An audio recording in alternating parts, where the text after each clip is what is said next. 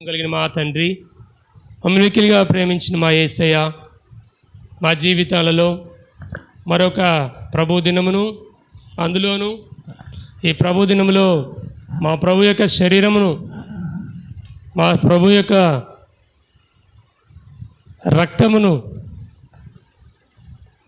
భుజించడానికి, పానం చేయడానికి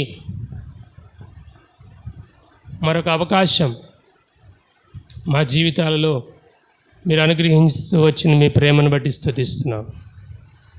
ఈ తండ్రి, అక్కడ కూర్చున్న వారందరిలో మీరు ఈ క్షణంలో విడుదల చేయబోతున్న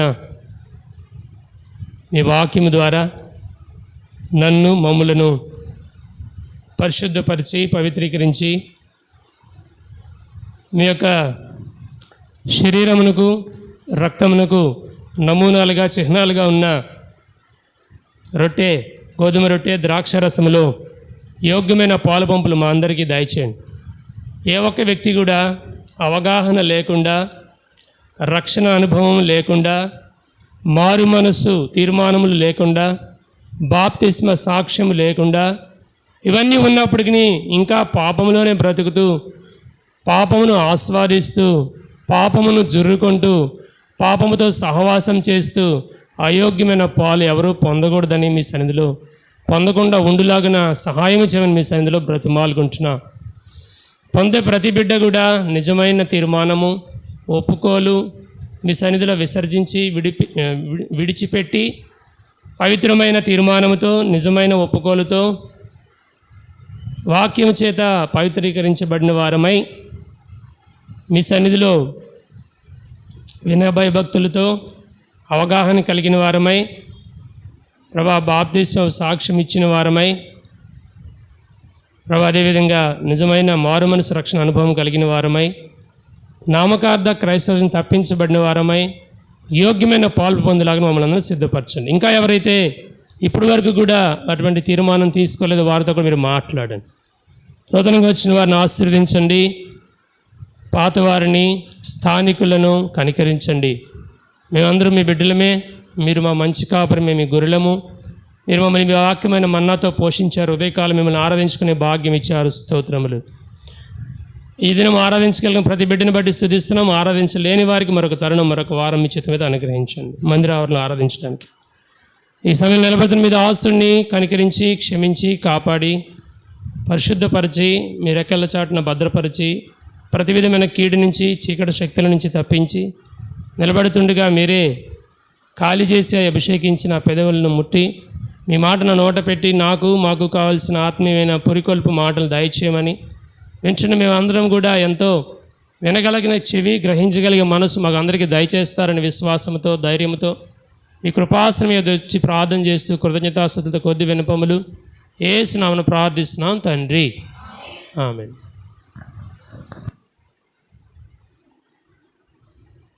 దేవుని మందిరంలో దేవుని మహాకృపను బట్టి ఆ యొక్క ప్రతి సోమవారం సాయంకాలము ఆరంభించిన నాటి నుండి నాకు తెలిసి 2 వారాలేమో మిస్ అయింది. ఇప్పటి వరకు కూడా ప్రతి వారం కూడా మనుషుల సహాయము, మనుషుల శక్తి, మనుషుల బలము, మనుషుల జ్ఞానము కాదు కానీ, చెప్పండి దేని ద్వారా జరుగుతుంది దేవుని పరిచర్య? ఆత్మ సహాయం, పరిశుద్ధాత్మ దేవుని సహాయము. నీకు, మనందరికీ, మీకు, మాకు కూడా, నిలబడిన మాకు, వింటున్న మీకు దేవుడు సహాయం చేయబట్టే ఈరోజు ఇక్కడ ఉన్నాం. అలాగే ప్రతి సోమవారం ఏం జరుగుతుంది? మందిరంలో ఏం జరుగుతుందండి? ఆన్లైన్లో కూడా ఇస్తాం త్వరలో కూడా. ఇప్పుడు ప్రభుత్వం వారు లేదంటే ఆ యొక్క యూట్యూబ్ వారు ఆపేసినప్పటికీ దేవుడు మరొక అవకాశం ఇస్తాడు, తప్పనిసరిగా ఇస్తాడు, ద్వారాలు తెరుస్తాడు. ఆ విశ్వాసం నాకుంది, మాకు కూడా ఉంది, మీకు కూడా ఉందని నమ్ముతున్నాను. ఏ అధ్యాయం నడుస్తుందండి? బైబిల్ స్టడీ వినేవారు చెప్పండి, విన్నవారు ఎలా చెప్తారు? చెప్పలేరు కదా, గట్టిగా చెప్పాలి. ఒక అధ్యాయం ముందుకు వెళ్దాం. 13వ అధ్యాయంలో ఒక విషయాన్ని జ్ఞాపకం చేసుకుని చదువుకుని ముందుకెళ్తాం. యోహాను సువార్త 13వ అధ్యాయం.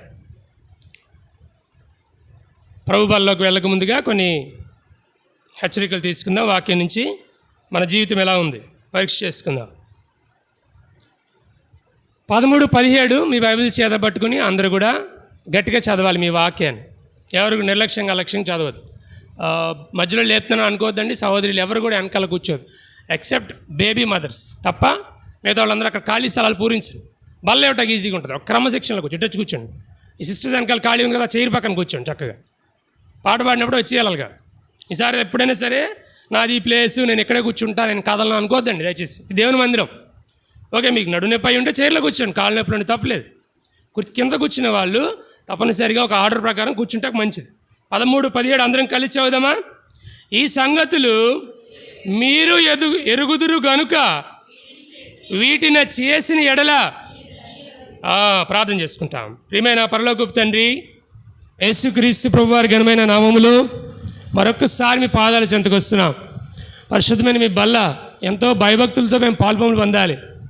మాలో అవిధేయతలు, తొందరపాటుతనాలు, అతిక్రమాలు, ఒప్పుకోని పాపాలు, మీకు మమ్మల్ని దూరం చేసే విషయాలు మాలో ఇంకేదైనా ఉంచుకుని మొండిగా పెంకిగా వాటిని విడిచిపెట్టకుండా, ఒకవేళ ప్రభువా మేము తొందరపడి చేయి వేస్తే మీ వాక్యం చెప్తుంది ప్రభువా మేము అనారోగ్యము, ఆత్మీయమైన మరణంలోకి వెళ్ళిపోతామని చెప్తుంది. అటువంటి ఆత్మీయ మరణంలోకి ఎవరు వెళ్లకుండా ప్రభువా అందరూ కూడా యోగ్యమైన పాలు పొందాలని మేము కోరుతూ, చదవని మీ వాక్యాన్ని మీరే విరిచి పంచిపెట్టమని మీ ఆత్మ సహాయాన్ని కోరుతూ వేడుతూ, ఈ ఆవరణం అంతటిని మీ ఆత్మ స్వాధీనపరచుకోమని యేసునామమున ప్రార్థిస్తున్నాం తండ్రి, ఆమేన్. గమనించాలి ప్రియులారా, ఇక్కడ యేసుక్రీస్తు ప్రభువారు, మనం కొన్ని వారాల క్రితం ఈ అధ్యాయాన్ని ధ్యానం చేశాం మందిరంలో. భూలోకంలో ఆయన మానవుడిగా జన్మించడం ఒక గొప్ప విషయం. మానవుడిగా జన్మించడానికి ఆయన ఎవరిని ఎన్నుకున్నాడండి చెప్పండి? రాజుల కుటుంబంలో పుట్టాడా? చెప్పాలి. మీ అందరికీ తెలిసిన విషయాలు. ఎవరిని ఎన్నుకున్నాడు? ఏమండి? Below middle class. మన దగ్గర బీపీఎల్ అంటారు. బీపీఎల్ అంటే బిలో, చెప్పాలి, గవర్నమెంట్ స్టాఫ్ చాలామంది ఉన్నారు ఇక్కడ. పావర్టీ లైన్ అంటే నిరుపేద కుటుంబం. ఆ కుటుంబంలోని అంటే ఒక వడ్రంగి కుటుంబం అనుకుందాం. మనకు తెలుసు ఆ విషయం, బైబిల్లో ఉన్న విషయాలే చెప్తున్నా నేను. ఆ కుటుంబంలో వర్జిన్ లేడీ, ఆమె గర్భాన్ని ఆయన కోరుకున్నాడు. పరిశుద్ధ ఆత్మదేవుని శక్తి ద్వారా జన్మించాడు. మనందరికీ తెలిసిన విషయాలే. సందర్భం ఏంటంటే, ఇక్కడ ఈ అధ్యాయంలో శిష్యులతో మాట్లాడుతూ 13వ అధ్యాయంలో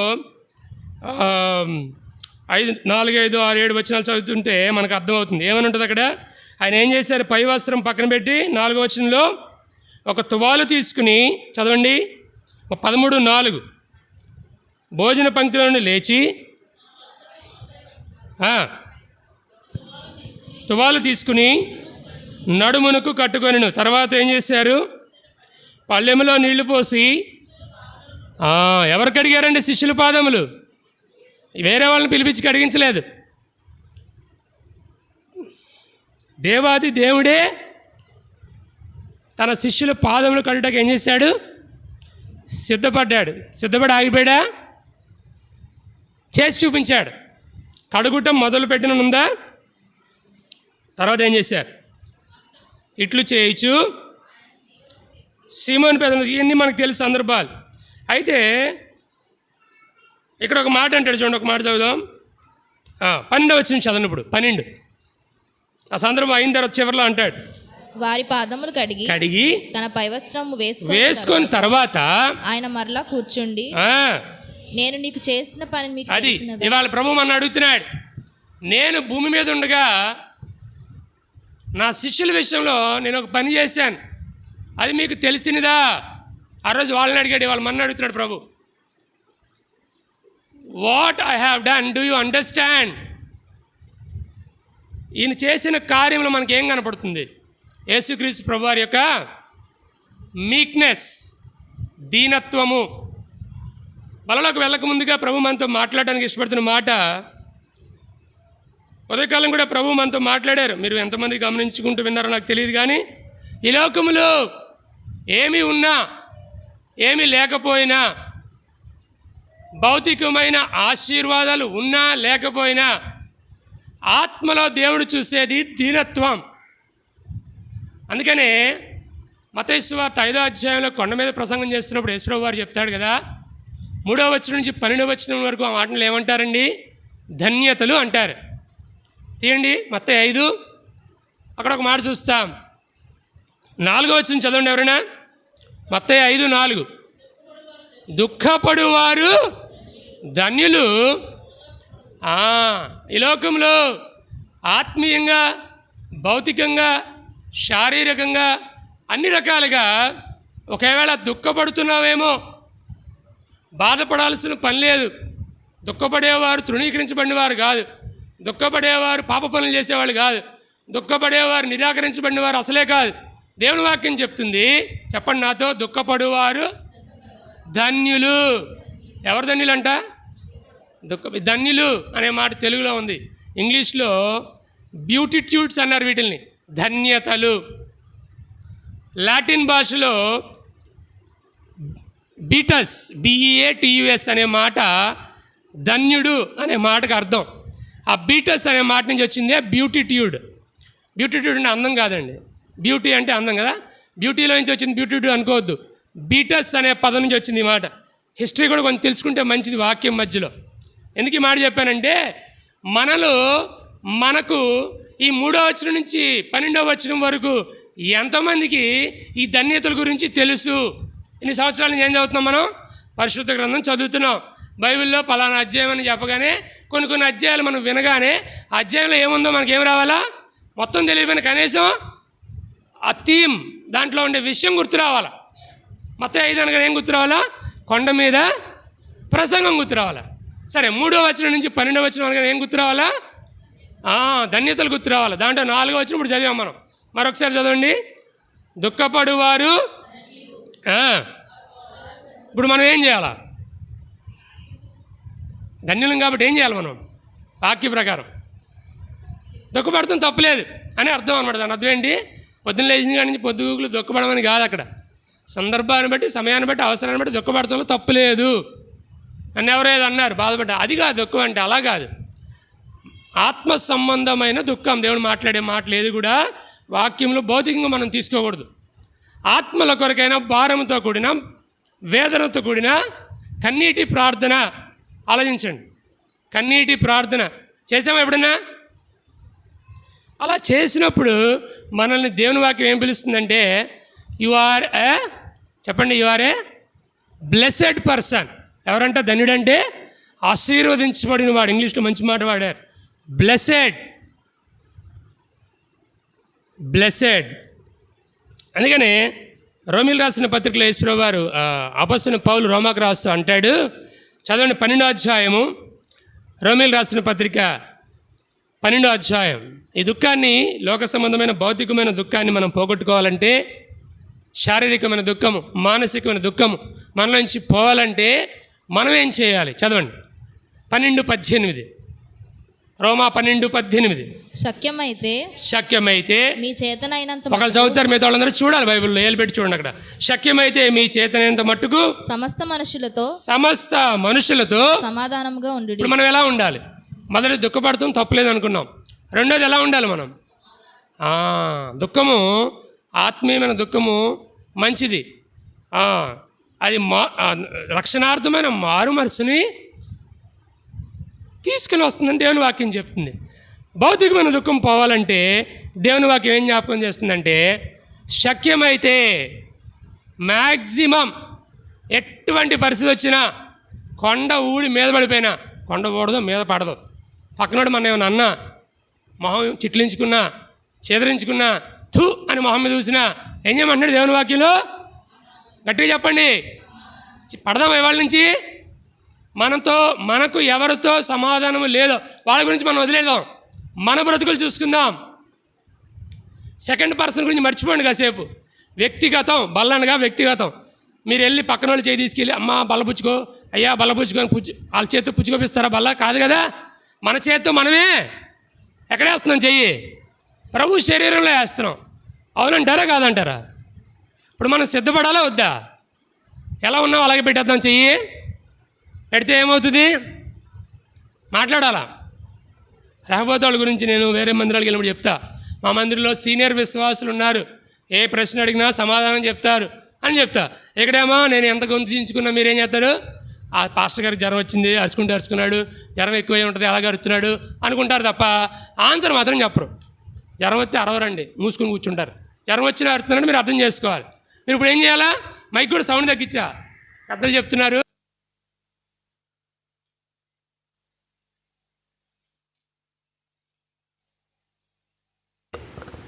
ఇప్పుడు మనం ఏం చేయాలి? సఖ్యమైతే అందరూ చెప్పాలి. సఖ్యమైతే నాతో చెప్పండి. మీ చేతనంత మట్టుకు సమస్త మనుషులతో సమాధానముగా ఉండుండి అని పక్కన చెప్పండి. ఉంటాను అని చెప్పండి.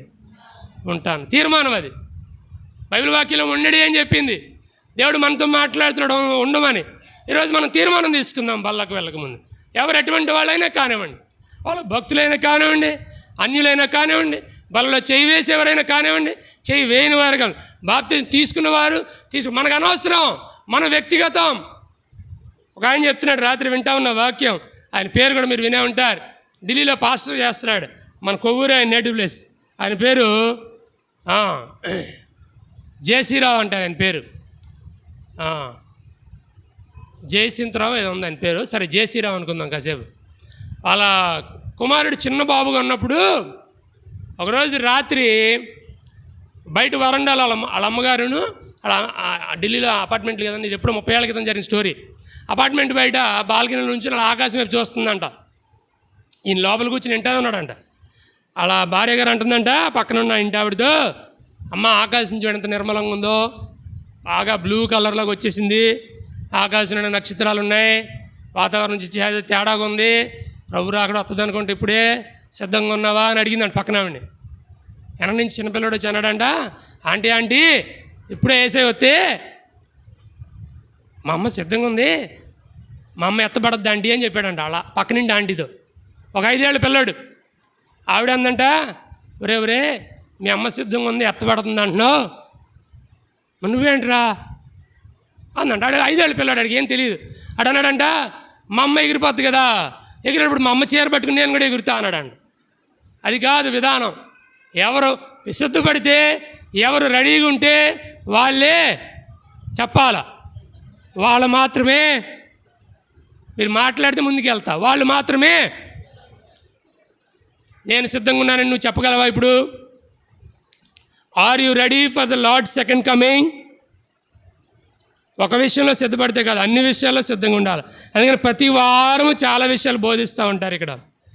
అయితే నేను లేదా వేరే వాళ్ళు ప్రతి మందిరంలో కూడా దేవుడు తన దాసులను పెట్టి వాడుతూ ఉంటాడు. మాట్లాడేది మేమైనప్పటికీ మాట్లాడించేది దేవుని ఆత్మ. అందుకనే అపోస్తలుడైన పేతురు గారు తను 2 పత్రికలు రాశారు. ఆ పత్రికలో మొదటి పత్రికలు రాస్తాడు. చదవండి ఆ మాట. పేతురు రాసిన మొదటి పత్రిక 2వ అధ్యాయము 21వ వచనం చదవండి దయచేసి. పేతురు 2:21. క్రీస్తు కూడా మీ కొరకు యేసు క్రీస్తు ప్రభువారు కూడా మీ కొరకు బాధపడి మీరు తన అడుగుజాడలందు నడుచుకున్నట్లు మీకు మాదిరి ఉంచిపోయారు. ఈ లోకంలో మొదటి విషయం చూసాం. యేసు ప్రభువారు మనకి ఒక మాదిరి. ఏం మాదిరి అది? దీనత్వము అనే మాదిరి. ఆయననే మాదిరిగా గురిగా పెట్టుకుందాం దయచేసి బిడ్డలారా, గుర్తుపెట్టుకుందాం.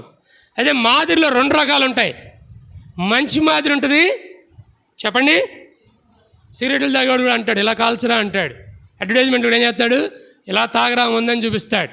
అది కూడా మాదిరి అనుకుందాం, కానీ అది మంచి మాదిరి కాదు. దయచేసి బిడ్డలారా అలాంటివి ఫాలో అవ్వకండి. చెడ్డ మాదిరి అది. మంచి మాదిరి విడిచి వెళ్ళాలని వెళ్ళేటప్పుడు భూమి మీద నుంచి మన పోకడ ముందో దేవుడు రాకడ ముందో మనకు తెలియదు ప్రియులారా. అతి త్వరలో ఆయన రానే ఉన్నాడు. Okay, let him take his own time, make him late, let him be late. ఆయన త్వరగా రాకుండా ఉంటే మంచిదే. మనం ఎప్పుడు పోతాం తెలియదు కదా. ఈ లోకం మనం ఒకరోజు విడిచిపెట్టాలి, అవునంట కాదంటారా? నేను ఈ లోకంలో జీవితకాలం జీవించే ఉంటా, ఎప్పటికీ చావను అనేవాళ్ళు ఎవరు నుండి చేయొద్దండి. ఎవరున్నారా? ఎంతకాలం ఉంటాం మనం? ఎంతకాలం ఉంటాం మనకు తెలియదు. సో మనం ఏం చేయాలి? భూమి బతికుండగానే, అవకాశం ఉండగానే, ఆరోగ్యం ఉండగానే, జీవోత్సవాలుగా మారకముందే, అనగా మొన్న రీసెంట్గా మా చుట్టాలలో ఒక పిల్లాడు గోవాలో ఉద్యోగం చేస్తున్నాడు. ఆ బాబుకి 25 సంవత్సరాలు. చాలా సంవత్సరాలు ఇంట్లో లేడు. చదువుకోమంటే చదివిష్టంలాగా ఇంట్లో నుంచి పారిపోయాడు. కొంతకాలానికి యుక్త వయసు వచ్చి మళ్ళీ వచ్చాడు ఇంటికి. వచ్చాడు, చిన్న జాబ్ సంపాదించుకున్నాడు, చదువు అలాగ వదిలిపెట్టాడు, ఏదో జాబ్ చేసుకుంటున్నాడు, సంపాదించిన డబ్బులో కొంత ఇంటికి పంపిస్తున్నాడు తల్లికి తండ్రికి. తల్లిదండ్రులు చాలా సంతోషించారు. సడన్గా 2 వీలర్లో డ్రైవ్ చేస్తుండగా వితౌట్ హెల్మెట్ ఆపోజిట్ వెహికల్ వచ్చి హెడ్ ఆన్ హెడ్ కొలిజన్ అయింది. ఎదురు బదురు గుద్దుకున్నాడు, పడిపోయాడు. గోవా చాలా విశాలమైన ప్రాంతము, ఎక్కువ టూరిస్టులు తిరిగే ప్రాంతం మనకు తెలుసు. ఎక్కడో ఒక దగ్గర పడిపోయాడు, గుద్దినోడు వెళ్ళిపోయాడు. మరి ఆడున్నాడో వాడికి ఏమైందో మనకు తెలియదు. కానీ ఈ పిల్లాడిని 4 అవర్స్ పాటు ఎవరు టచ్ చేయలే. 25 ఏళ్ల వయసు ఉన్న పిల్లాడు, రక్తం కారిపోయింది, చాలా రక్తం పోయింది, బ్రతికే ఉన్నాడు, అపస్మారక స్థితిలో ఉన్నాడు. 4 గంటల తర్వాత అంబులెన్స్లో హాస్పిటల్లో జాయిన్ చేశారు. ఎవరు జాయిన్ చేశారో తెలియదు. తర్వాత ఎంక్వైరీ చేసి తల్లిదండ్రులకు ఫోన్ చేశారు, హాస్పిటల్లో ఉన్నాడు, వచ్చి చూసుకోండి. చూసుకున్నారు. అక్కడ హుబ్లీలో జాయిన్ చేశారు, గోవా నుంచి. అక్కడ కొన్ని రోజులు ఉన్నాడు, కోమలో ఉన్నాడని చెప్పారు. ఖర్చు ఎక్కువైపోతుంది, ఊరు తీసుకొచ్చారు, నేటివ్ ప్లేస్కి, సింధనూరు, కర్ణాటక. పెట్టుకున్నారు. 3 రోజులైంది, ఫోన్ వచ్చింది, పిల్లవాడు చనిపోయాడు. ఇప్పుడు అర్థం ఏంటి చెప్పండి? రాత్రి మా నాన్నగారు ఇందాక ఉదయకాలం ఎగ్జాంపుల్ చెప్పారు కదా, కళ్ళద్దాల యొక్క ఈ యొక్క రెక్క అయిందంట, అనుకోకుండా ఇరిగిపోయిందంట. ఎప్పుడు ఏం జరుగుతుందో తెలియదు మనకి. మొన్న ఎలక్ట్రికల్ వర్క్ జరుగుతుంటే మీ అందరికీ తెలుసు, చాలామంది ప్రార్థన కూడా చేశారు. కుర్చీ మీద ఒక కాలు పెట్టి రెండో కాలు కింద దిగుదాం అనుకున్నారు. ఈ గ్యాప్లో లైట్ వెళ్తుంది, లైట్ తిరిగి చూసి కాలు కింద పెట్టేసి అనుకున్నాడంట. కాలు కింద పెట్టాడు, అక్కడ గ్యాప్ ఉంది, చాలా గ్యాప్, కుర్చీ హైట్లో కింద పడిపోయాడు మనిషి. అంత 6 అడుగుల మనిషి ఉన్న పళ్ళాన్ని కింద పడిపోయి తలకి దెబ్బ తగిలింది. దేవుడు ఎత్తి పట్టుకుని తన దూతలు పంపించి కాపాడుతూ వచ్చాడు. మనిషి జీవితం చాలా స్వల్పమైనది. మనం చాలా ఏమంటారంటే లైట్ తీసుకుంటాం మనిషి జీవితాన్ని. చాలా కాలం మీ ముందు నిలబడి నేను కూడా నా జీవితాన్ని చాలా రెక్లెస్గా, నిర్లక్ష్యంగా, ఏమైతులే అని ఒక మొండితనం, పెంకితనంలో జీవించిన జీవితమే నాది కూడా. దేవుడు ఒకానొక దినం నన్ను పట్టుకున్నాడు. ఆ రోజు నుంచి ఆయన నాతో మాట్లాడుతూ వచ్చాడు. కారణం తెలుసా? దేవుని వాక్యము మనం విడిచిపెట్టదు, ఆయన వాక్యం మనం వెంటాడుతుంది. నీవు దూరంగా వెళ్ళిపోయినా నిన్ను విడిచిపెట్టాడు, ఒకరోజు పట్టుకుంటాడు. అయితే మంచిగా ఆయన చెప్పినప్పుడు వింటే దెబ్బలు తగలకుండా, గాయములు అవ్వకుండా, సమాధానంగా మనము రక్షణలోకి వస్తాం, ఆత్మీయంగా ఎదుగుతాం. మరి అలా కాకుండా రివర్స్గా వెళ్తే, దేవునికి విరోధంగా పరిగెత్తితే దెబ్బలు తగులుతాయి, నష్టపోతాం, అనారోగ్యాలు అనుమతిస్తాడు దేవుడు. ఆ విధంగా చాలా పరిస్థితుల తర్వాత దేవుడి దగ్గర రావాల్సి వస్తుంది. అట్లాంటి పరిస్థితి రాకముందే కొన్నిసార్లు అవకాశం కూడా ఉండదు. దానికి బెస్ట్ ఎగ్జాంపుల్ ఎవరు బైబిల్లో? యూదా ఇస్కరియోతు. చాలా తరుణాలు ఇచ్చాడు దేవుడు ఆయనకి. సరే, ఈ మధ్యాహ్నం బల్లలోకి వెళ్ళకముందుగా రెండవదిగా మనం చూస్తున్నాం మాదిరికరమైన జీవితం. మొదటిది దీనత్వంతో కూడిన జీవితం. అయితే దీనత్వం కలిగి ఉండాలంటే మనము యేసుప్రభువు వారి వైపు చూడాలా. రెండవదిగా ఏం చూసాం? మాదిరికరమైన జీవితానికి ముందు ఏం చూసాం? సఖ్యమైతే సమస్తమైన జనులతో ఎలా ఉండమని చెప్పాడు దేవుని వాక్యంలో? సమాధానం. సమాధానం ఉంటే దుఃఖం పోతుంది, సమాధానం ఉంటే ఆత్మీయంగా సంతోషంగా ఉంటాం. ఆత్మీయ దుఃఖం ఉంటుంది, మంచిది. ఆత్మీయ దుఃఖం ద్వారా మనకి ఏమొస్తుంది? ధన్యత వస్తుంది. 3 విషయాలు చూసాం. మొదటిది ఏం చూసాం? యేసుక్రీస్తు ప్రభువు వారి దీనత్వం చూసాం. రెండోది ఏం చూసాం? దుఃఖపడువారు ధన్యులు. అయితే భౌతికమైన దుఃఖం పోవాలంటే సమాధానం కలిగి ఉండాలి. సమాధానం ఎలా ఉంటుంది?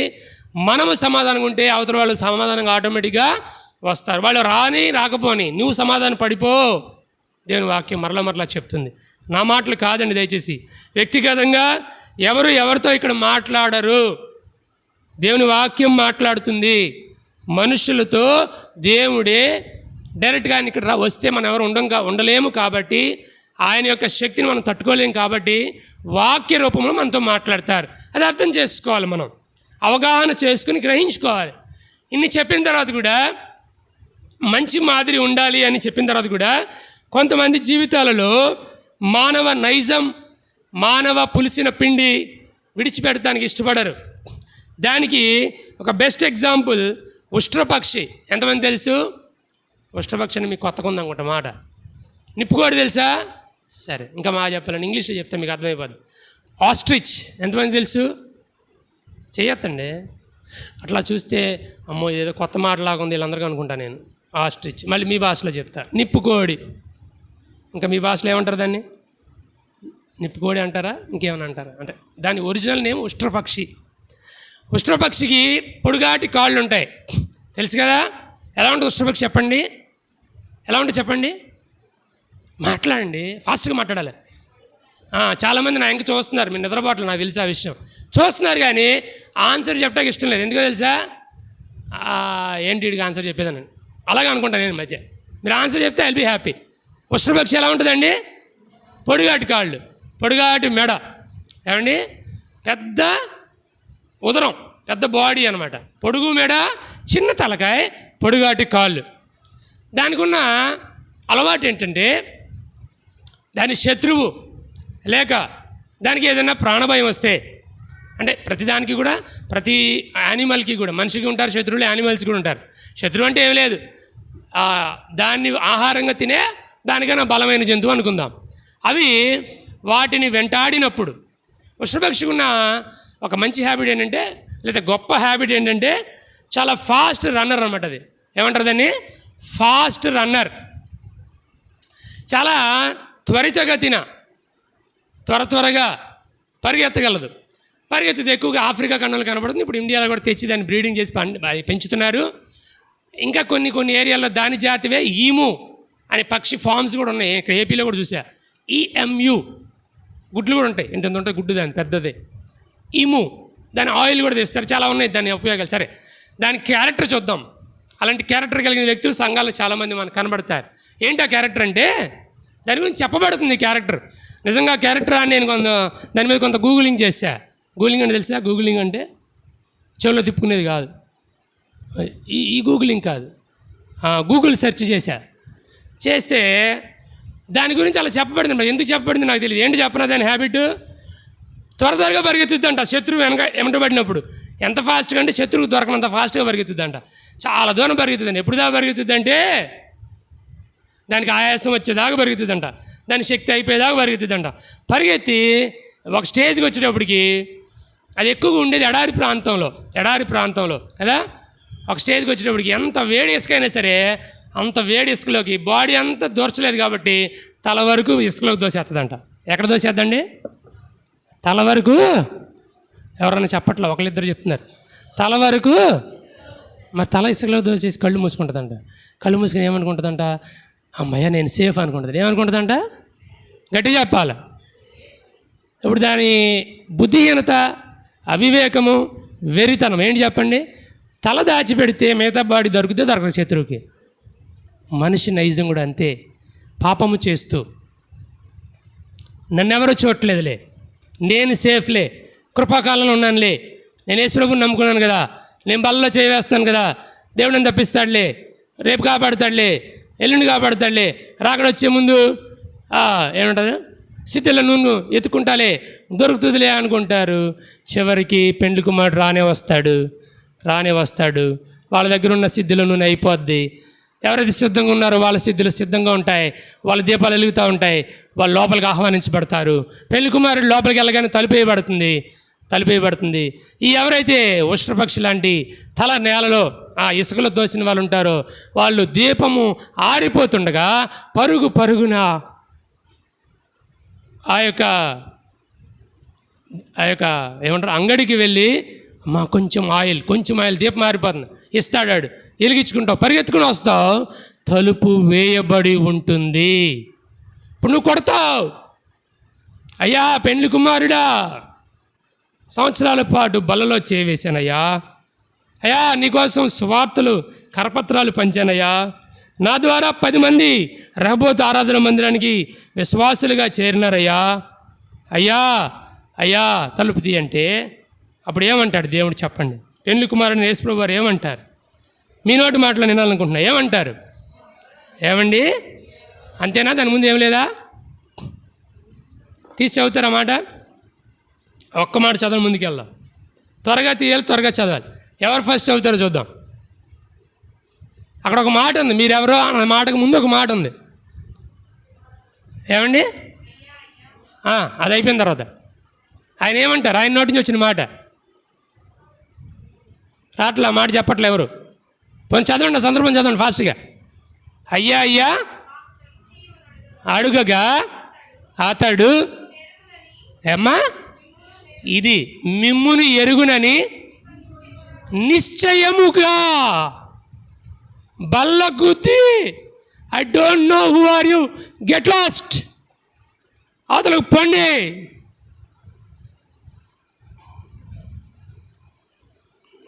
ఉష్ట్రపక్షిలాగా ఉందామా? యేసుక్రీస్తు ప్రభు వారిలాగా దీనత్వం కలిగి మంచి ఉదాహరణ తీసుకొద్దామా ఈ లోకంలో? ఒకసారి ఆలోచన చేసుకుందాం. అపోస్తలుడైన పౌలు ఫిలిప్పీయులకు రాసిన పత్రిక 2వ అధ్యాయంలో యేసు ప్రభు వారి గురించి ఒక మంచి మాట అక్కడ రాస్తాడు. చదవండి, 11వ వచనం చివరి భాగం. ఫిలిప్పీ 2:11 చివరి భాగం.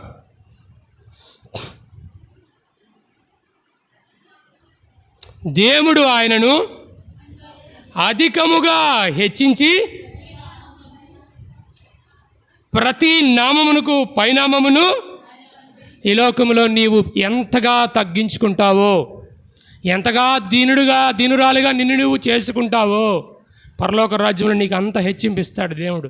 భూలోకంలో యేసు ప్రభు వారు చేసిన కార్యమునకు తండ్రి అయిన దేవుడు యేసుక్రీస్తు ప్రభు వారిని అధికముగా హెచ్చించి అన్ని నామముల కంటే పైనామమును నీకు కూడా అటువంటి ఘనత, అటువంటి మంచి పేరు పరలోక రాజ్యంలో కావాలంటే భూలోకంలో ఉండగా ఏం చేయాలా? ఎలా పడితే అలా బలలో చేయవేయకూడదు. తగ్గింపు జీవితం, మంచి ఉదాహరణతో కూడిన జీవితం, అదేవిధంగా సఖ్యమైతే సమస్త జనులతో సమాధానపడే జీవితం కలిగి జీవించాలని ప్రభు ఇష్టపడుతున్నాడు. అందుకనే దేవుని వాక్యంలో ఏమి రాయబడిందంటే ఈ యొక్క దీనత్వం ఎప్పుడు హెచ్చింపబడతామంటే దీనత్వం. దాని గురించి 1 పేతురు పత్రిక 5వ అధ్యాయం 5వ వచనం. ఈ మాటలు ఎప్పుడు మనం మర్చిపోకూడదు. 5:5 రెండో భాగం చదవండి, మధ్యలో నుంచి చదవండి. ఎదుటివాని మీరందరూ ఎదుటివాని ఎడల దీన మనస్సు అను వస్త్రము ధరించుకొని మిమ్మును అలంకరించుకొనుడి. అప్పుడు దానికి ఉన్న రిజల్ట్ 6వ వచనం రాస్తాడు. చదవండి 6 కూడా. దేవుడు తగిన సమయమందు అప్పుడు దేవుడు తగిన సమయమందు మిమ్మును హెచ్చించినట్లు, మనందరినీ హెచ్చించినట్లు ఆయన బలిష్టమైన చేతి క్రింద దీన మనస్కులై ఉండుడి. దీన మనస్సు అనే వస్త్రం ధరించుకోమంటున్నాడు. దీన మనస్కులై ఆయన బలిష్టమైన చేతుల కింద ఉండాలి. నటనమైన దీన మనస్సు అని చెప్పలా, పైన దీన మనస్సు అని ఇక్కడ రాయలా. మనుషులు కనపడినంతసేపు దీన మనస్సు, అవతలకి వెళ్ళిపోగానే మళ్ళీ మనము ఏమంటారు దాన్ని డబ్బా కొట్టుకోమని చెప్పలా. ఎప్పుడు కూడా దీన మనసే. మనల్ని చూసిన ప్రతి ఒక్కరు కూడా అమ్మో వీళ్ళు యేసు ప్రభు భక్తులు, నిజమైన విశ్వాసులు అని ఇతరులకు మనం ఎలా ఉండాలా? ఒక మాదిరికరమైన ఆత్మీయమైన జీవితాన్ని కనుపరచాలి. ఈ దీన మనస్సు లేనంత కాలం కూడా మనలో ఏముంటుందంటే గర్వము అనేది ఉంటుంది. గర్వం వచ్చిన రోజున పరలోక రాజ్యంలో నుంచి దేవుని చేత సృష్టించబడిన, దేవుని కుమారులుగా పిలువబడిన దేవదూతలలో ప్రధాన దూత అయిన ఆర్కేంజల్ అయిన లూసిఫర్ని ఏం చేశాడు దేవుడు? గర్వం ఎప్పుడైతే వచ్చిందో పరలోకంలో చెప్పండి ఏం చేయబడింది? గర్వంతో సృష్టించలా. వాటిని ఒక లెవెల్, వాటికి దేవుణ్ణి ఆరాధించండి అని ఒక చెప్పండి duty. They are made to make or to perform one duty. దూతలు ఒక పని కొరకు సృష్టించబడ్డారు. అక్కడ రాజకీయం చేసి, అక్కడ మీటింగ్ ఏర్పాటు చేసి, కొంతమందిని గ్యాదర్ చేసి దేవుడే ఎందుకు అక్కడ కూర్చోవాలి, నేను ఎందుకు కూర్చోకూడదని ఆలోచించడానికి ఆయన కూర్చోబెట్టాలి. అక్కడ ఆయన ఓన్లీ ఆరాధించడానికి మాత్రమే కూర్చోబెట్టాడు. అలాంటి స్థలంలో ఏమొచ్చింది? ఒక దూతకి ఏమొచ్చింది? ఆ దూత మామూలు దూత కాదంట, ఆర్కేంజల్. అప్పటికే చాలా పవర్స్ దేవుడు దానికి ఇచ్చాడంట. ఆ పవర్స్ని వాడే ఈ రోజున ఆల్రెడీ తల చిత దొక్కబడినప్పటికీ భూలోకంలో మానవుల్ని ఏం చేస్తున్నాడు చెప్పండి? నానా తిప్పలు పెడుతున్నాడు. నానా రకాలుగా ఇందాక మనం మార్నింగ్ ఆరాధన వర్తమానాలు విన్నాం. ఈ భూ సంబంధమైన, గట్టిగా చెప్పాలా, ఇహలోక సంబంధమైన దేవత మనుషుల యొక్క మనోనేత్రాలకు ఏం కలుగు చేస్తుందంట? ఈ లోక సంబంధమైన దేవత. అందుకనే నేను ఆ జీవితంలో మనం ఎప్పుడు కూడా గర్వము అనేదాన్ని మనం అవకాశం ఇవ్వకూడదు. అందుకనే యాకోబు కూడా తన పత్రికలో రాస్తాడు. 4వ అధ్యాయం 6వ వచనంలో చదవండి. యాకోబు పత్రిక 4వ అధ్యాయం 6వ వచనం. గట్టి చదమ్మా. కాదు కానీ ముందు వాళ్ళు చదువుతారులేమ్మా, మైక్ ఉన్న వాళ్ళు చదవండి గట్టిగా, అందరికి వినపడాలి కదా. మంచిది, చదివినందుకు స్తోత్రం, దేవునికి స్తోత్రం. చదవండి, ముందు వాళ్ళు గట్టిగా చదవండి. కాదు గాని ఆయన ఎక్కువ కృపనిచ్చును అందుచేత దేవుడు అహంకారులను దేవుడే ఎదిరిస్తాడంట, దీనులకు దేవుడే కృపనిస్తాడంట అని లేఖనం చెప్పు. 5వ వచనం ఒకసారి చదవమ్మా. ఆయన మన యందు నివసింపజేసిన ఆత్మ మత్సరపడినంతగా అపేక్షించిన అక్కడ బహుకృప అని ఉంటుంది. ఒక మాట చెప్తాను, యాకోబు పత్రికలే కదా ఈ మాట మనం చదువుతా ఉన్నాం. 4వ అధ్యాయము నేను చెప్తాను ఆ మాట. ఎక్కువ కృప ఎక్కడుందా మాట? 6వ వచనమేనా? చదవండి, మాట చదవండి ఒక మాట. అది దేవుడు ఏం చేస్తాడంటే దీనులకు కృప అనుగ్రహిస్తాడు. ఆ కృప ఎటువంటి కృప అంట?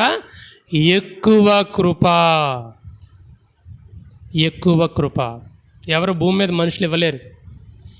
నిన్న చూసాం, నిన్న ఏం ప్రార్థన అండి? ఉపవాస ప్రార్థన చూసాం. కృపతో దేవుడిచ్చే 7 యాడ్-ఆన్స్ అనమాట. ఎంతమంది వచ్చారు, ఎంతమంది ఆన్లైన్లో యూట్యూబ్లో కూడా పెట్టాం, విన్నారో తెలియదు. మన ఛానల్ సబ్స్క్రైబ్ చేస్తే యూట్యూబ్లో వచ్చింది మనకు కనబడుతుంది. ఆల్రెడీ మీ ఛానల్లో ఏమి రావట్లేదు అంటే మా ఛానల్ యూట్యూబ్ వాళ్ళు డిలీట్ చేశారు. కొత్త ఛానల్ని దేవుడు అనుగ్రహించాడు. దాన్ని కూడా మ్యాక్సిమం అందరికీ నేను వాట్సాప్లో ఫార్వర్డ్ చేసి సబ్స్క్రైబ్ చేయండి బ్రదర్ అన్న. 98 మెంబర్స్ సబ్స్క్రైబ్ చేశారు. I'm very happy. Thank you for your subscriptions. మీ అందరూ కూడా మనందరం కూడా ఆత్మీయ ఎదగడానికి అవకాశం ఉన్నప్పుడు చూడటానికి, ఖాళీ సమయాల్లో వేరే చెత్త చూడకుండా దేవుని వాక్యాన్ని మరొకసారి ధ్యానం చేసుకుంటానికి యూట్యూబ్లో పెడతా ఉన్నాం. చాలా ఖర్చుతో కూడుకున్న పని, టైం టేకింగ్ ప్రాసెస్. దాని కొరకు మళ్ళీ కొత్తగా ఇక్కడ ఒక ఇంటర్నెట్ కూడా ఏర్పాటు చేయడం జరిగింది దేవుని కృపను బట్టి, మీ అందరి ప్రార్థనలు సహకారాలను బట్టి. Thank you for all of you, for all your help and prayers. కానీ సమయాన్ని వ్యర్థపరచుకోవద్దండి. చివరి దినాల్లో ఉన్నాం ప్రియులారా. వెళ్ళకు వెళ్ళక ముందు దేవుడు ఇస్తున్న హెచ్చరికలు జ్ఞాపకం చేసుకుందాం. అహంకారుల గురించి మీరు ఆలోచించబాకండి. అహంకారులను దేవుడు చూసుకుంటాడు. ఏం చేస్తారంటే దేవుడు అహంకారుల్ని చెప్పండి, ఆయనే ఎదిరిస్తాడు. మీరు ఎదిరించబాకండి. మీ ఎదుట ఎవరైనా అహంకారంగా ప్రవర్తిస్తే మీరు దీనిలోని గుర్తుపెట్టుకోండి, నేను దీనుణ్ణి, నేను యేసుప్రభు స్వభావం కలిగిన వాడిని, యేసుప్రభు దీనుడై తన శిష్యుల పాదాలకు అడిగాడు, నేను గర్వించకూడదు, నా అహంకారం రాకూడదు, నేను ఆరాధన చేయాలి, నేను స్తుతించాలి, ఇదే నా పని. మనం దేనికోసం సృష్టించబడ్డాం? We are all created in the God's own image to glorify him. దేనికోసం? ఆయన మహింపరచడం కోసం. మరి ఆ మందిరంలో ఎంతమంది ఆరాధించారు ఇవాళ? బ్రదర్ మీరు 35 మినిట్స్ అన్నారు బ్రదర్, అక్కడికి 40 మినిట్స్ టైం ఇచ్చారు బ్రదర్, నాకు టైం దొరకలేదు. ఓకే, నో ప్రాబ్లం, మీకు టైం దొరకలేదు, ఐఎమ్ హ్యాపీ. ఆరాధించకూడదు, నేను ఆరాధించిన ఇవాళ అని ఆపేసుకున్న వాళ్ళు ఎంతమంది ఉంటే దేవుడికి లెక్క చెప్తారు. అలాంటి మొండి తీర్మానాలు మనం తీసుకోకూడదు. మనం క్రియేట్ చేయబడింది ఆరాధించడానికి. భూమి మీద మనం దేవుడిని సృష్టించుకుని దేనికంట? ఇహలోకంలో ఆరాధించాలా, తర్ఫీదు పొంది పరలోకానికి వెళ్ళి మరి నేను ఆరాధించనంటే దాని అర్థం ఏంటి? If you are really a human being, you have the feeling of I'm human being, you will surely వచ్చి పరుగులెత్తుతారండి. ఎబ్రోన్లో పరుగులెత్తడం అంటే మనుషులు బహిరంగంగా పరుగులెత్తడం కాదు, ఆరాధనలో పరుగులెత్తుతారు. ఒక ఆరాధనకి అక్కడ ఉన్న నియర్లీ ఒక 1500 నుంచి 1800 మంది ఉంటారు. సింగిల్ కాంగ్రిగేషన్ 1200 అనుకోండి, 1000 అనుకోండి, తక్కువ 1000 మందిలో ఒకసారి ఒకళ్ళ ఆమెను అనగానే 15 నుంచి 20 మంది తక్కువ మంది లేస్తాయి గొంతులు. మనకి ఇంత సమయం ఉంది, ఇంత తక్కువ మంది ఉన్నాం, దేవుడు ఇంత పెద్ద మందిరం ఇచ్చారు, ఆరాధించలేకపోతే మన వాయిస్ సరిగ్గా లేకపోతే మైక్ ఇచ్చారు. ప్రయత్నించండి ఆరాధన చేయడానికి. అహంకారులను దేవుడు ఏం చేస్తాడు? ఎదిరించి నీవు దీనుడిగా ఉంటే yes God will give you grace, ఎక్కువ కృప ఇస్తాడు. చివరికి ఒక మాట చదవండి, యాకోబు పత్రికలోనే 4వ అధ్యాయములోనే 10వ వచనం చదవండి దయచేసి. అందరం చదువుదాం. ప్రభువు దృష్టికి మిమ్మును మీరు తగ్గించుకొనుడి, అప్పుడు ఆయన మిమ్మును హెచ్చించును. మనం హెచ్చింపబడాలంటే మనందరికీ తెలిసిన మాటే. ఒకరోజు రాయలసీమ అనే ప్రాంతంలో 1984 ఇక్కడ కొంతమంది ఆ సంవత్సరంలో పుట్టని వాళ్ళు కూడా ఉన్నారు. 84లో పుట్టలేదండి. I was not born before 84. చేతులు ఆ సంవత్సరంలో దేవుడు ఒక యవనస్తురాల్ని రాయలసీమ ప్రాంతంలో, ఈ మాట చెప్పి ముగిస్తాను, బల్లలోకి వెళ్ళిపోదాం. రాయలసీమ ప్రాంతంలో ఏం చేశారంటే యవన కాలంలో రక్షించుకున్నాడు. 15 ఏళ్ల ప్రాయం. ఒక ఆంధ్ర ప్రాంతంలో లేక కంబైన్డ్ ఆంధ్రప్రదేశ్ అప్పుడు పేరు తగ్గ కులము, హయ్యర్ క్యాస్ట్ అందాం, రెడ్ల కులం. రక్షించుకున్నాడు. తల్లిదండ్రులు వెలివేశారు. ఆ పాప చదువుకుంటుంది. మందిరానికి వచ్చి ఆరాధన చేస్తుంటే విశ్వాసులు ఆరాధన అయిన తర్వాత తెలుసుకుని ఆదరించి, ఒక విశ్వాసి తన కుమార్తెలతో పాటు ఈ పాపని కూడా ఉంచుకుని, నేను చదివిస్తాలేమ్మ, బాధపడకు, మీ తల్లిదండ్రులు పట్టించుకోపోయారు, మా ఇంట్లో ఉండమ్మా అని చదివించారు. పరీక్షలు వచ్చినాయి. ఆమె క్లాస్ టాపర్, స్కూల్ టాపర్, బాగా చదువుద్ది, మంచి ఆత్మీయురాలు, బాగా ఆరాధన చేసిద్ది, సంఘంలో అన్ని పనులు చేసిద్ది. పరీక్షల సమయం వచ్చింది. కాలేజ్ యాజమాన్యం, స్కూల్ యాజమాన్యం ఒక మంచి టార్గెట్తో, ఇప్పుడంటే ర్యాంకులు, అప్పుడు ర్యాంకులు లేవు, మార్కులే. ఈ మధ్య గ్రేడ్లు తీసేసి మళ్ళీ మార్కులు పెట్టారు కదా, ఇదివరకు గ్రేడ్లు ఉండేవి కదా. అలాగా మంచి మార్కులు వస్తే ఈ పాప ద్వారా మా స్కూల్కి మంచి పేరు వస్తుంది, ఇంకా కొత్త అడ్మిషన్లు బాగా వస్తాయి, మా స్కూల్ బాగా డెవలప్ అవుద్దని ఒక గొప్ప ఎక్స్పెక్టేషన్. తెలుగులో ఏమంటారు ఎక్స్పెక్టేషన్ అంటే? ట్రాన్స్లేటర్ చెప్పాలి త్వరగా. ఎక్స్పెక్టేషన్ అంటే కోరిక కాదు, అదేదో ఒక వర్డ్ ఉంటుంది, నాకు రాట్లా. ఎక్స్పెక్టేషన్ అంటే ఒక మంచి గురి పెట్టుకున్నారు అమ్మాయి మీద. ఈ అమ్మాయి ఈ సంవత్సరం స్కూల్ టాపర్ వస్తుంది, డిస్ట్రిక్ట్ ర్యాంక్ కొడుతుంది, మంచి మార్కులు వస్తాయి, మా స్కూల్కి మంచి పేరు వస్తుంది. ఇది భౌతికమైన ఆశీర్వాదం. ఆత్మీయంగా కూడా ఆమె ఎంతో దీనురాలు, ఎంతో తగ్గింపు కలిగిన వ్యక్తి. ప్రార్థన చేసుకుంది, పరీక్షలు రాసింది.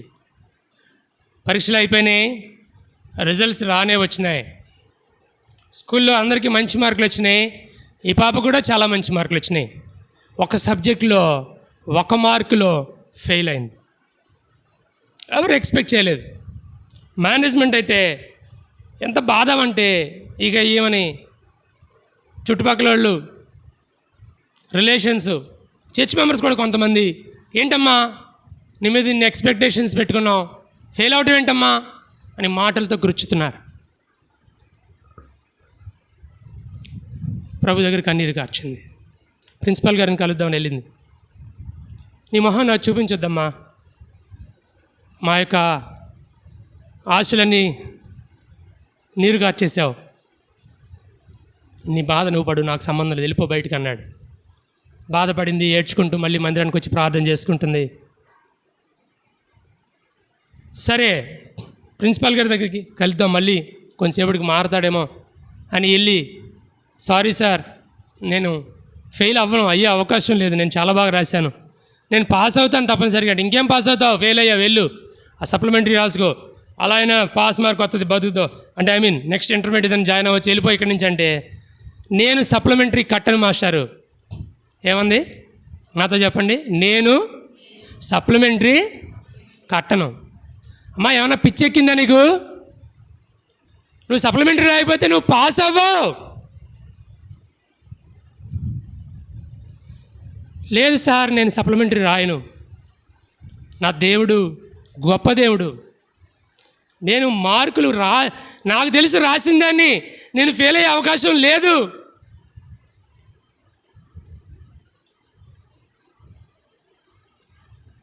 అందరూ చెప్పారు, చర్చ్ మెంబర్స్ కూడా అన్నారు, అమ్మా మూర్ఖంగా ప్రవర్తించొద్దు, సప్లిమెంటరీ రా, ఏం కాదు, తప్పులేదు, చాలామంది ఫెయిల్ అవుతారు, ఫెయిల్యూర్ అనేది కామన్, నువ్వు కావాలని ఫెయిల్ అవ్వలేదు కదా, నువ్వు బాగా రాసావు, నేను మేమేం అనట్లేదు అంటే, లేదు నేను నా దేవునితో ప్రార్థన చేసుకుని ఉపవాసం ఉండి కనిపెడతాను, ఇది నా దేవునికి నాకు సంబంధించిన వ్యాజ్యము, మీరెవరు నన్ను బలవంతం చేయొద్దు, మీరెవరు నన్ను ఇబ్బంది పెట్టొద్దు అని దేవుని సన్నిధిలో మొరపెడుతూ కన్నీరు కారుస్తూ ప్రార్థన చేస్తున్న సమయంలో ఈ పాప ఎప్పుడైతే ప్రార్థన చేస్తుందో, మనందరికీ బాగా తెలిసిన వ్యక్తి తెలుగుదేశం పార్టీ వ్యవస్థాపకులు ఎన్టీ రామారావు గారికి హార్ట్ అటాక్. డాక్టర్స్ అప్పుడు ఇండియాలో యాంజియోగ్రామ్ లేదు, అమెరికా తీసుకుని వెళ్ళారు. అప్పటికే 1 year అయింది ఆయన గవర్నమెంట్ ఫామ్ చేసి.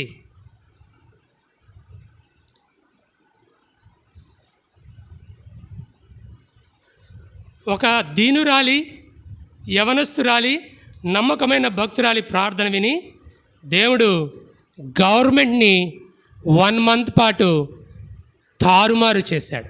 ఏం చేశాడు? ప్రభుత్వాన్ని మార్చాడు. మీకు తెలుసా?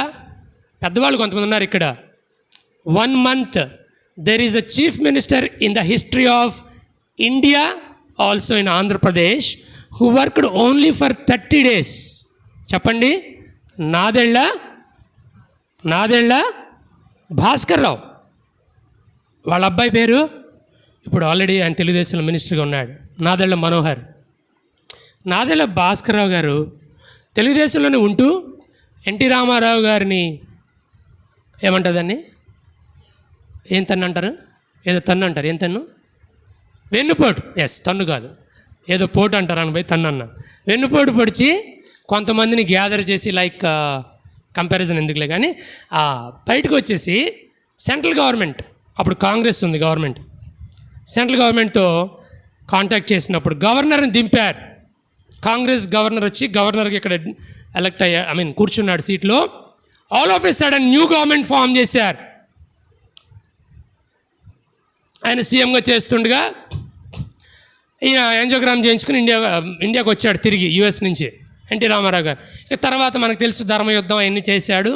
తర్వాత వేరే వేరే పార్టీల వాళ్ళు కూడా సపోర్ట్ చేయడం ద్వారా ఈయన మళ్ళీ బ్యాక్ తీసేశారు బయటికి. మళ్ళీ ఆయన గవర్నమెంట్ ఫామ్ చేయగలిగాడు.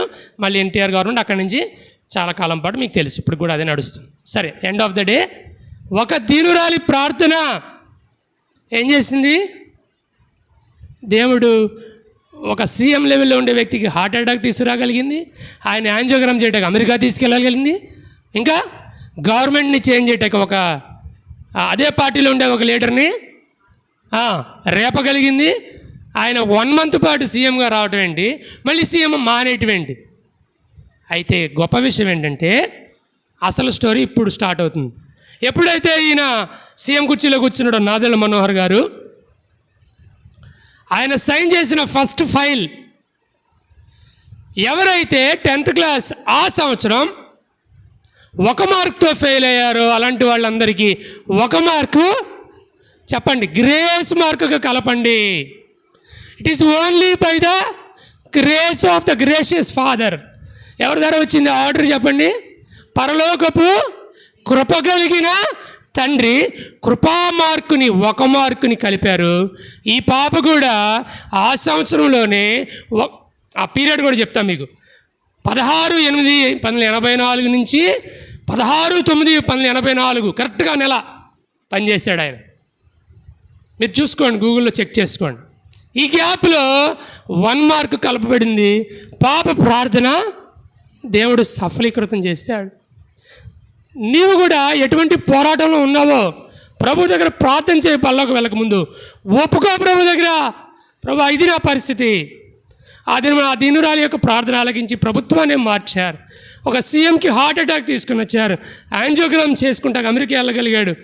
ఇంకొక పార్టీ లీడర్ని రేపారు, వెన్నుపోటు పడిచేలాగా చేశారు. ప్రభుత్వాన్ని మార్చారు. గ్రేస్ మార్క్ని తీసుకురాగలిగారు. ఒక కొత్త GO, government order, only for 1 month ఉన్న ఆ వ్యక్తి ఫస్ట్ ఫైల్ సైన్ చేశాడు.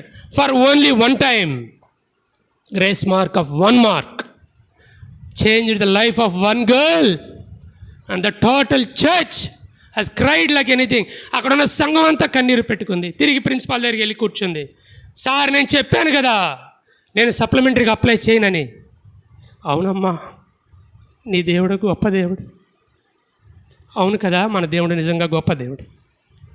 ఆ గొప్ప దేవుడు నీ కొరకు 2025 సంవత్సరాల క్రితం భూమి మీదకి మానవుడిగా వచ్చి 33.5 సంవత్సరాలు జీవించి 3.5 సంవత్సరాలు పరిచర్య చేసి అన్యాయపు తీర్పు పొంది నీవు నేను పొందవలసిన శిక్ష అంతా ఆయన పొంది ఆ కలువరి శిలువలో బలిగా అర్పించబడి నీ కొరకు నా కొరకు ప్రాణమర్పించి ఆయన కార్చిన రక్తంలో మన పాపములు కడగడానికి ఆయన శిలువనెక్కుతూ వచ్చాడు. ఆయన శరీరానికి రక్తానికి సాదృశ్యంగా చిహ్నాలుగా ఉన్న సింబల్స్గా ఉన్న ఆ గోధుమ రొట్టి ద్రాక్షరసం ఈ సమయం మన మధ్య ఉన్నాయి. ప్రియమైన దేవుని బిడ్డలారా, కళ్ళు మూసుకోండి, ప్రార్థన చేసుకుందాం. దేవుడి వాక్యాన్ని మన వినికిడిలో దీవించును గాక. ఆమేన్. ప్రార్థన చేసుకుంటాం.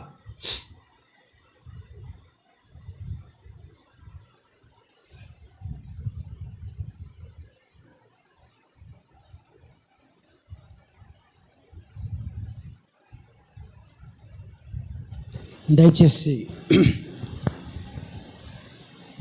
వ్యక్తిగతంగా మనల్ని మనం పరీక్షించుకుందాం. కళ్ళు మూసుకుని చిన్న బిడ్డలు మీ స్వాధీనంలో ఉంచుకున్నాడు. ఎవరైనా ఇటు చూడకూడదు. ఇంతవరకు దేవుడు మనతో మాట్లాడుతూ వచ్చాడు. ప్రతి ఒక్కొక్కరితో కూడా మాట్లాడుతూ వచ్చాడు. తన దాసుని మరుగు చేసుకుని ప్రభువైన యేసుక్రీస్తు వారి భూమి మీద శరీరధారిగా జన్మించినటువంటి దినాల్లో ఆయన శిష్యుల యొక్క పాదాలను కడిగి నడుములకు తుమాలు కట్టుకునే వారి పాదములు కడిగి ఆయన తుమాలతో పాదములు తుడిచినట్లుగా దీనత్వాన్ని మీరు అలాగనే ఒకరి పాదములు కడగండి అని చెప్పినటువంటి మాట మరొకసారి మనం జ్ఞాపకం చేసుకుందాం. ఆయన భూమిని ఆకాశమును సమస్త సృష్టిని సృష్టించినటువంటి సృష్టికర్త అయ్యండి మానవులు రక్షించడానికి ఆయన ఈ భూమి మీద శరీరధారిగా జన్మించి మన రక్షణ